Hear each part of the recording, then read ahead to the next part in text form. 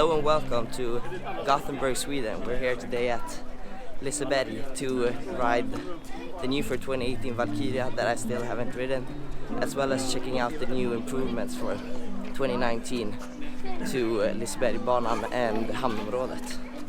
Today we're here 1.5 hours earlier thanks to Liseberg Prio, which means that you can enter before the rest of the crowds and enjoy much shorter lines and a less crowded park.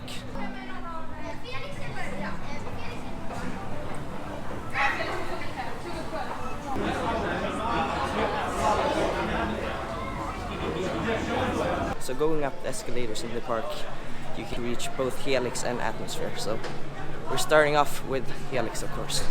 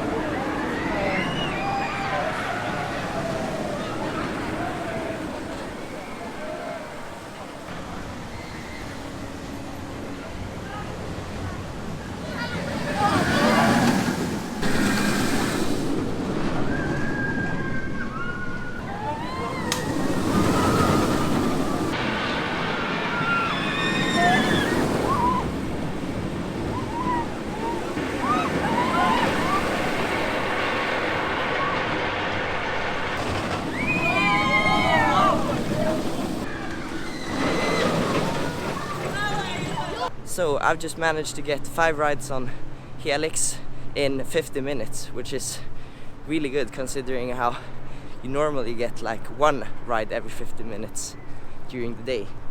So for just 50 crowns extra, it's really worth it. So if you're considering buying Prio, do it. But now we're heading down to the Myths and Legends area to get some rides on the Valkyria, Liseberg and Balder. We'll see how much we manage, because it's only 40 minutes left until the park officially opens.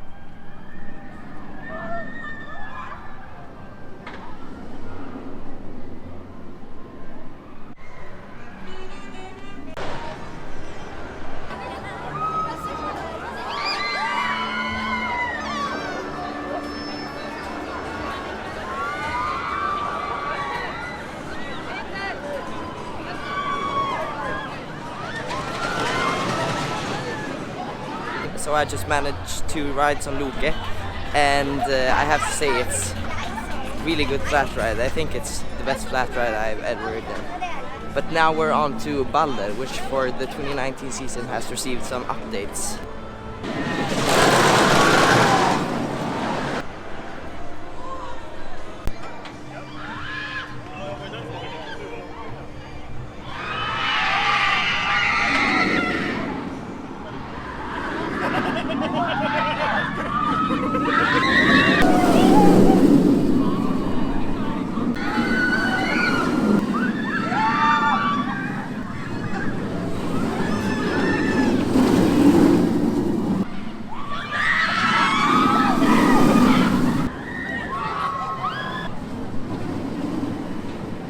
So we just rode Valkyria and it was much better than I had anticipated.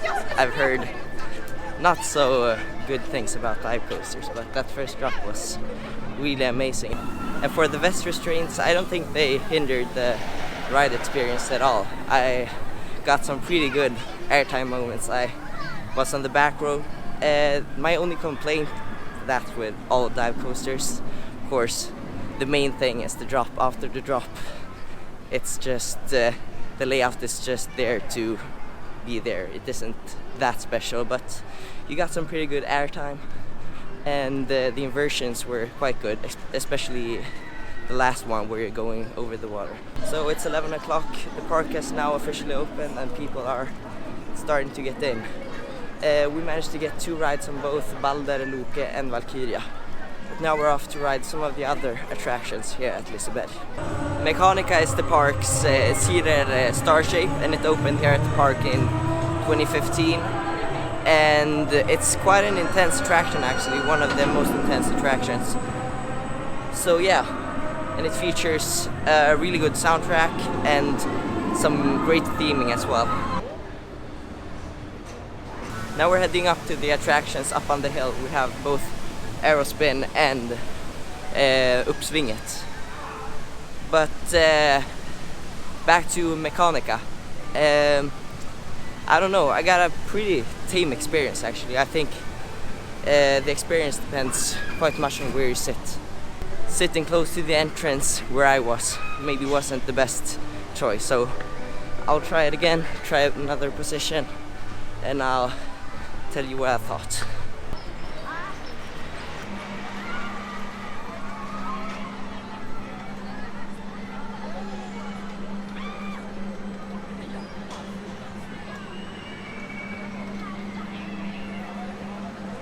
So I just rode Aerospin, managed a total of 7 flips.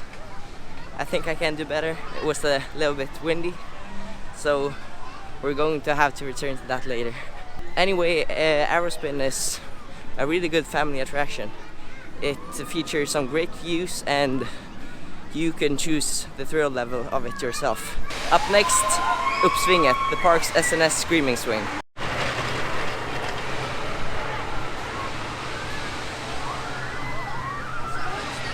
It's almost 1 o'clock now, so we're heading down to eat some lunch. Uppsvinget was a really good attraction actually. Wasn't as intense as I remember, but still very enjoyable.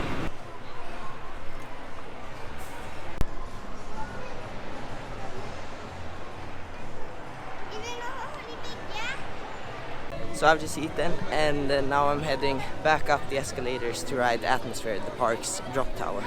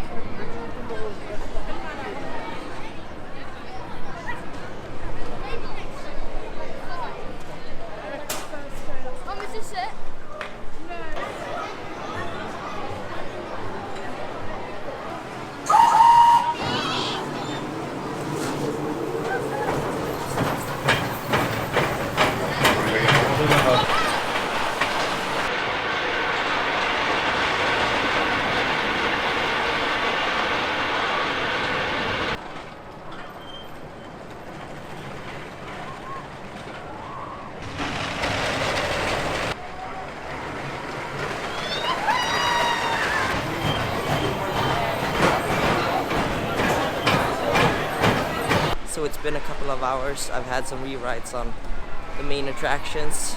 Lastly, Lisebergsbanan, as you may have seen. The new trains, in my opinion, did make it much more enjoyable than I remembered it.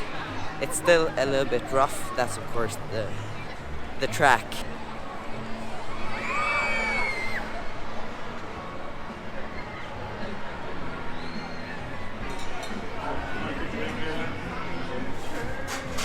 So right now we're taking a walk in Hamnområdet, which for this year has received some improvements. What was earlier Polketten is now Lilla Scenen. But now let's head on to the park's river rapids, Colorado.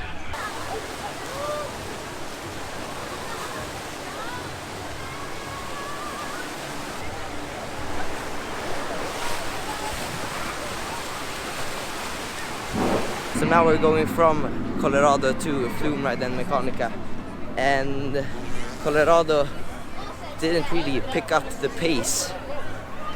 It was very slow, it didn't get you that wet, so overall not that great of rapids. But now we're going to re-ride Mechanica, and hopefully we'll get a better ride experience than last time.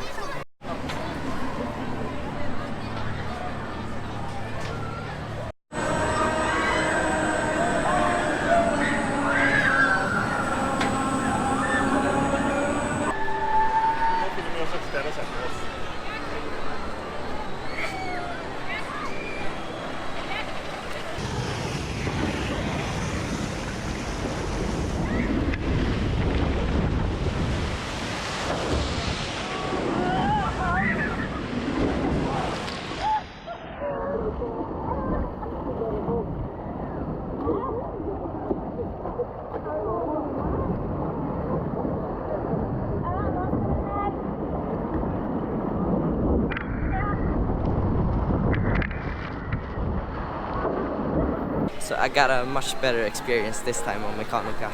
It was more intense and we flipped more, and altogether just much better than the first, more like I remembered it. Now we're on to re-riding Valkyria. Hopefully we can get a front row, as I have used the single rider line so far.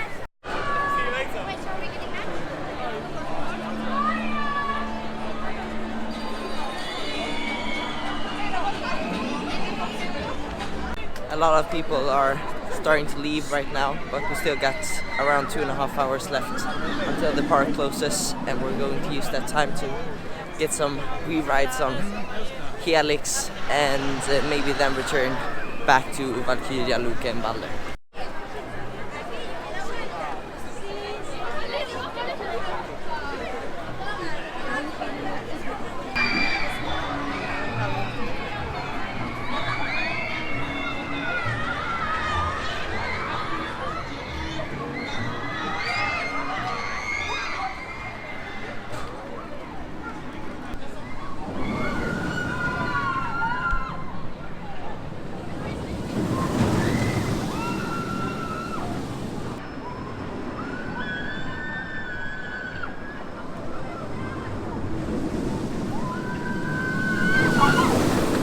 We're on to the park's last hour of operations now.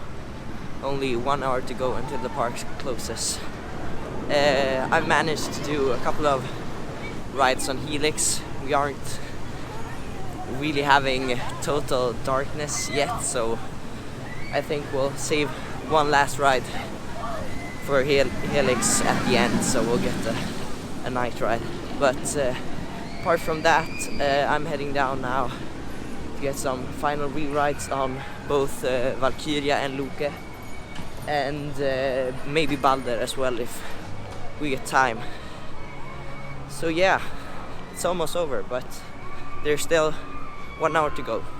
If you come to Liseberg, I highly advise you to stay until closure, because at night Liseberg really turns into something special. Just all the lights, both around the houses and on the attraction, it's really something special.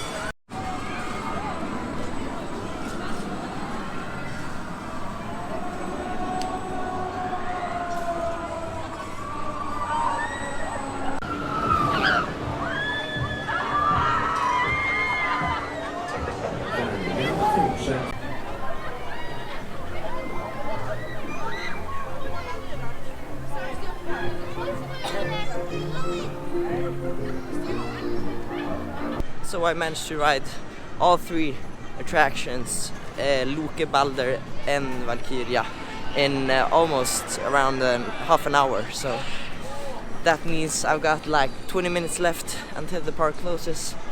And of course I'm heading back up to Helix to get some night rides, hopefully too, we'll see.